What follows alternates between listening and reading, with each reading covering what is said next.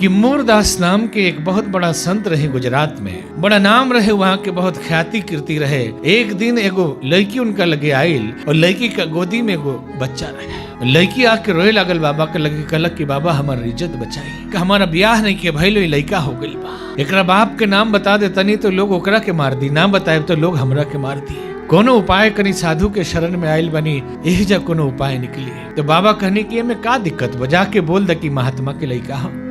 जैसे वो लड़की जाके बतैलक कि महात्मा के लड़का हो, गांव भर के लोग महात्मा के गरियावे लागल। वो इतना बड़ा संत, राजा के भी वहाँ का गुरु रही। काल तक जे लोग उनका चरण धो के पिए, गरियावे लागल लोग, ईंटा पत्थर फेंके लागल लोग, झोपड़ी उजाड़ देलक लोग, आग लगा देलक लोग, और संत के गधा पर बैठा के घुमावे लागल। जब गधा पर जात वो संत के वो लड़की देखे तो पुका फाड़ के रोए लागल, कहलक कि बाबा अब हमरा से रहल नहीं खे जात, हम बता दे।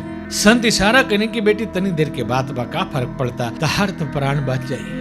पूरा समाज में स्वामी की निंदा भइल। जब राजा की खबर लागल तो राजा भी निंदा करे लगले, और मन में विचार भइल कि ऐसन पापी हमार गुरु, अब ये गुरु के हम गुरु ना रखे, नया गुरु बनाए। एगो बड़का महात्मा बुलावल गइलन और उनका से दीक्षा लेवे के सब इंतजाम कइल गइल। तो ये संत वहां पहुंचले राज दरबार में और जाके कहले कि राजा से कहा कि तहर पापी गुरु आइल बा।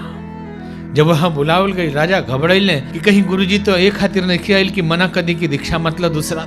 तो गुरुजी कहनी कि राजन तू हमार चेला हो, तू हमार शिष्य हो, हम एक खातिर नहीं आइल कि तरह के मना करी कि दीक्षा मतलब दूसरा से, हम तो एक खातिर आइल बनी कि प्रजा अगर अज्ञानी हो जाओ तो वो राज में रहल जा सकता, राजा अगर अज्ञानी हो जाओ तो राज में पल भर भी ना रहे के चाहिए। और ये राज्य के राजा अज्ञानी हो गई बा, लोग का कहला पर तू आ गई, तो हम तो ये कहे नहीं है कि तहरा राज में प्रजा सुखी नहीं खे। तो राजा कहले कि का भइल बा। तो संत के हाथ में एगो मरल बिलाई रहे, बिलैया दिखा के कहले कि राजा इहो एगो प्रजा हतार, बिलाई मर गई बिया, 3 गो एकर बच्चा दूध के बिना तड़पता रसन, तहरा नया गुरु में ताकत बा तो एक बिलाई के जिया दे, बस ये बिलाई के जिया देश तहार प्रजा सुखी हो जाई। राजा घबराइले, गुरु जी नहीं कह रहे, वो घबरा गए कि मरल बिया कैसे जी। जब कुछ देर बीत गई तो संत मूरदास कहले कि तहरा ये पापी गुरु में अभी भी शक्ति बा कि मरल बिलाई के जिया सकत है।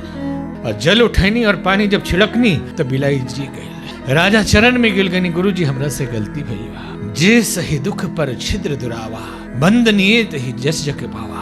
अपन कष्ट झेल के दूसरा के दुख दूर करेला, जैसे कपास के फूल के धुनल जाला, धुन के रुई के तब उससे धागा बनेला, सूत बनेला, और वही डोरा से फिर कपड़ा बनेला और लाज ढके के काम आवेला। वैसे ही साधु के जिंदगी तपस्या का के कष्ट झेल झेल के दूसरा खातिर लाज ढके के काम आवेला।